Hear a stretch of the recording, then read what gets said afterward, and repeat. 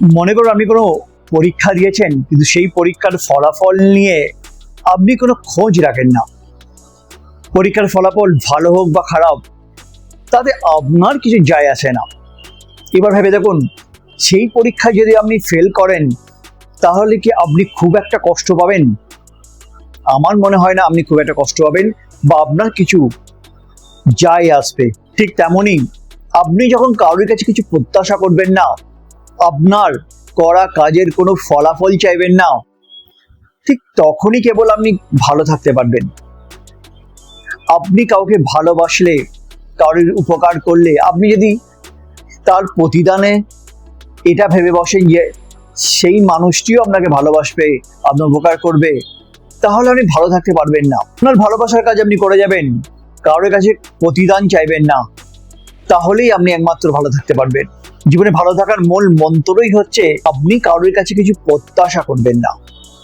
যদি আপনি কারোর কাছে কিছু প্রত্যাশা করেছেন, তাহলে জীবনে ভালো থাকতে পারবেন না। নিজের দায়িত্বটা ঠিকভাবে পালন করুন। অন্যরা তাদের দায়িত্বটা পালন করছে কি করছে না, সেটা নিয়ে আপনি দুঃখ পাবেন না। অন্যরা আপনার পাশে আছে কি নেই, আপনার উপকার করছে কি করছে না, সেটা ভেবে আপনি কষ্ট পাবেন না। কারণ আপনি যেভাবে নিঃস্বার্থভাবে অন্যের কথা চিন্তা করছেন, অন্যরাও যে আপনার কথা সেইভাবে নিঃস্বার্থভাবে চিন্তা করবে, তার কোনো মানে নেই।